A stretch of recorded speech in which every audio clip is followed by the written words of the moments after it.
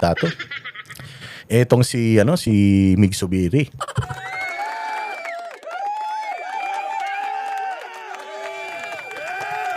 Eto si Mig Zubiri, mga bossing. Malambot pala puso nito. Bakla ba to? Matampuhin pala to. Kasi doon sa Bukidnon, minumura na siya ng mga taga Bukidnon. Kasi taga Bukidnon man tong ulol na ito. So binumura siya sa Bukidnon ng mga tao niya. Meron pa nga ako isang video na nakita na hinahamon pa siya ng suntukan nung nagsasalita sa stage Talagang ikinakahiya nila na itong si Mig Zubiri. Representante nila. Kasi nakita niyo naman paano binastos ni BBM yung tatay niya, 'di ba? Gusto itaas yung kamay niya, hindi pinansin yung tatay niya, so kinain niya yun. Walang prinsipyo pala talaga itong hinayupak na to, no? Tas itong mama na ito, ito yung galit na galit diyan sa Senado nung nakaraan. Hindi naman siya yung pinatutungkulan nung video ni Amy, umiiyak siya. Magpapalakas din siya yata kay Tito Soto. Ewan ko, baka gusto nitong mag-guest sa Itbulaga. Kasi malapit nang matapos din ang termino nito, tapos wala nang trabaho to So baka pumasok na sa Itbulaga yan, kaya nagpapalakas kaya So malungkot daw siya. Tinrider daw siya. Kasi kinausap niya yung mga constituents niya kanina, na galit sa kanya. Nagdrama siya. Eto yung balita. Ang loob ni Senator Mig Zubiri sa 4 na miyembro ng bagong mayorya. Tinabla raw kasi siya ng mga kapwa senador not once but twice. Tagal-tagal mo ng senador. Ngayon, umiiyak ka pa kapag tinatabla ka? O kapag hindi ka kinampihan, hindi ka pinanigan? Diyos ko naman. Ano ka, baby? Gusto mo hilutin ka pa? Gusto mo ipaghele ka pa? Nagbabalik si Hannah T. para sa detalye. Humingi ng malalim na pag-unawa si Senator Mig Zubiri sa mga taga-Bukidnon sa gitna ng mga batikos matapos siyang sumama sa Senate Minority Block. Kasi syempre ang Bukidnon, Mindanao man yan. Syempre pag Mindanao, Duterte man yan. So parang feeling ng mga taga-Bukidnon, tinatraidor nito ni Mig Zubiri ang mga Duterte dahil dati man siyang kaibigan ng mga Duterte. May mga intimate pictures naman siya. Intimate, hindi hindi yun yung parang halos maghalikan, hindi yung gano'n. Pero very close man siya sa mga Duterte. May mga picture siya kay PRD na halos magyakapan sila, kay VP Sara. Pero sumama siya sa minority. Sa minority na kung makikita natin, puros mga dilawan. Siyempre, one Mindanao yan. Visayas and Mindanao, siyempre, nandiyan yan kay Duterte. Kaya nga, nung titingnan ninyo yung negative 15 ni Bongbong Marcos, yung Visayas Mindanao, grabe.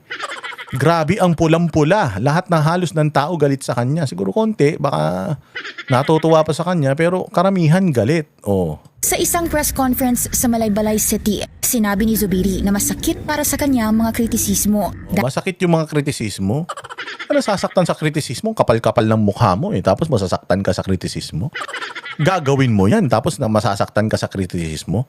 So kung ikaw ay taga Bukidnon at nagagalit ang mga taga Bukidnon sa ginagawa mo, hindi ba? Huwag kang masaktan, dapat pakinggan mo sila kasi you represent them.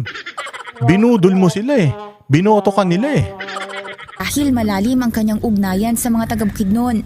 I'll tell you to the people who cannot pay love him. Baka umiyak ka pa. Nagagalit kayo kay Pia Cayetano na naiyak siya dahil na-trauma siya. At ikaw naman, crocodile tears naman yan. Ito yung gustong maiyak pero hindi maiyak. Plastic Kaplastikan. And I'll die for you. I'd die for you Sige nga, kuha kang kutsilyo, lunukin mo.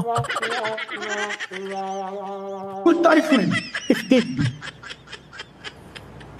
So, I hope that you understand the position. Kasabay niyan ay Understand your position? You're supposed to be the voice of your constituents. Gusto mo, sumama sila sa iyo or intindihin ka nila dahil tinrider ka ng mga kasama mo sa Senado?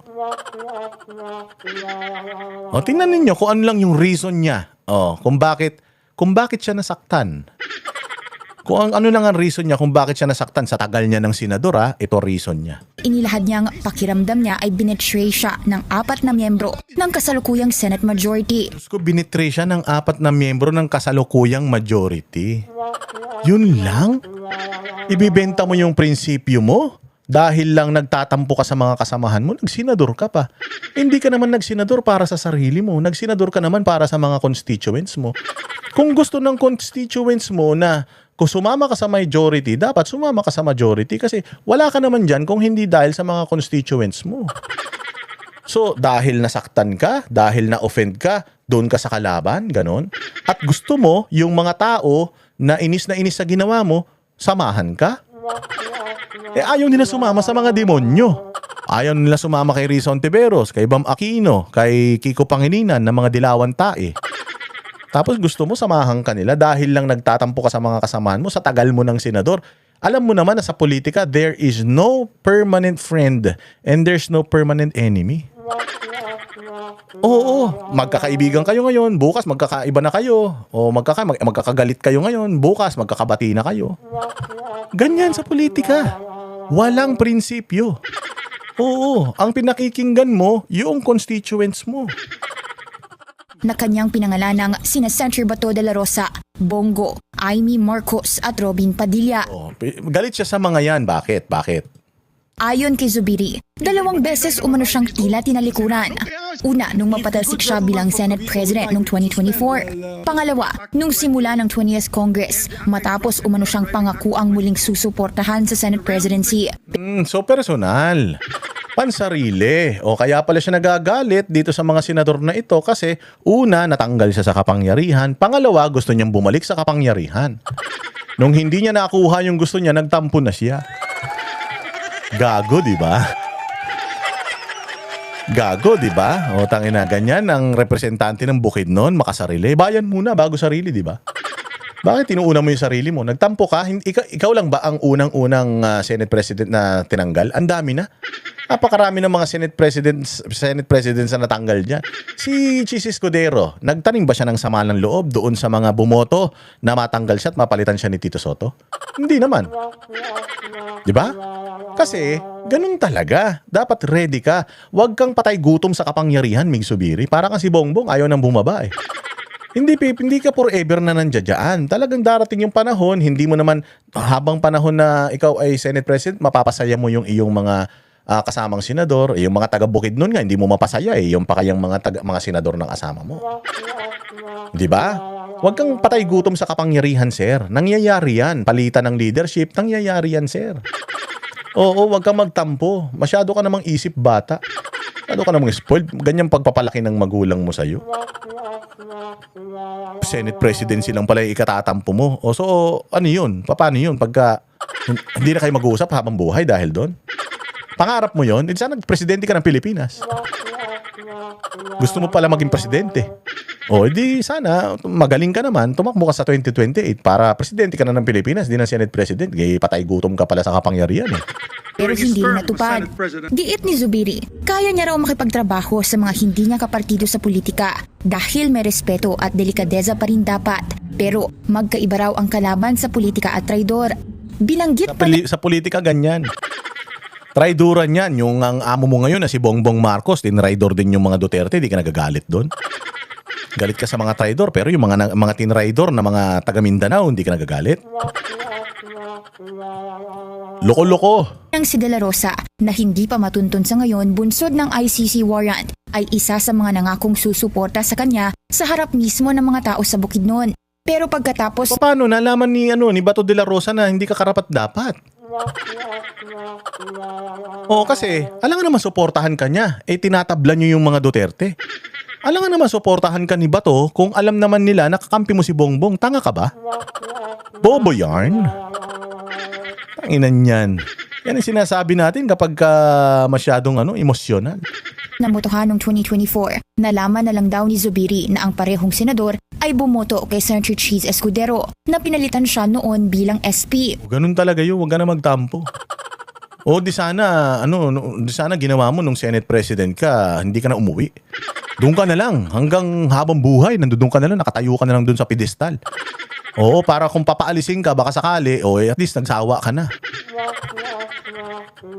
Sana doon ka na tumira. Nagdalagay ka ng kutsyon mo doon sa may upuan ng Senate President. Para talaga nasulit mo. Sulit mo, di ba?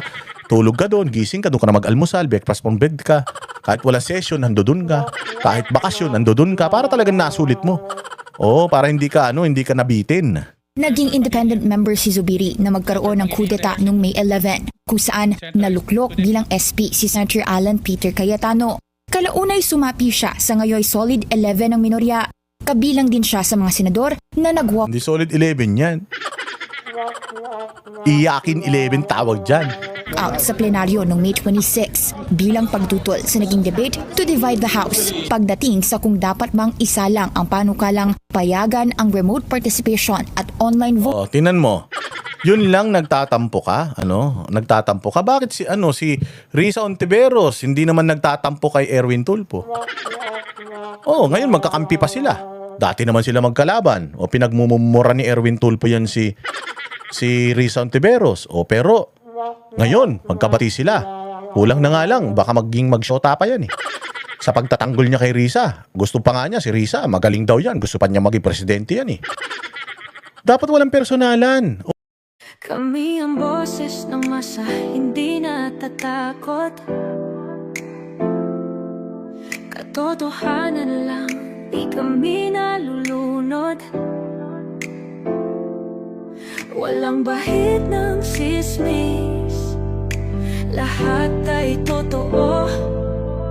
Kahit sino ka pa, pag mali ka babanatan ka. Walang pinipili kulay, wala kaming kinikilingan. Basta para sa bayan, kami lalaban.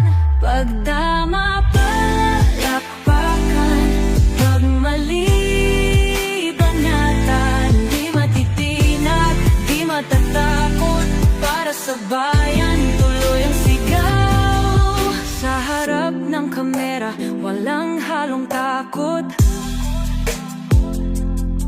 Mga baluktot, lahat kayo'y tutumba. Ang hustisya at totoo, yun lang ang mahalaga. Kahit sinong harang, di kami matitinag. Walang pinipiling kulay, wala kaming kinikilingan. Basta para sa bayan, kami lalaban. Pag tama palakpakan, pag mali banatan. Di matitinag, di matatakot, para sa bayan tuloy ang sigaw. Kung nasa tama ka, ikaw ay aming kasama. Pero pag mali ka, handa ka na bang mabasag? Banateros kami, walang inuunan. Dahil bayan muna, bago ang sarili.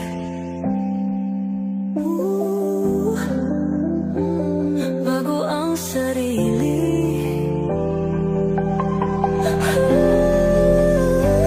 Pag tama palakpakan, pag mali banatan. Banateros ang sigaw, katotohanan ang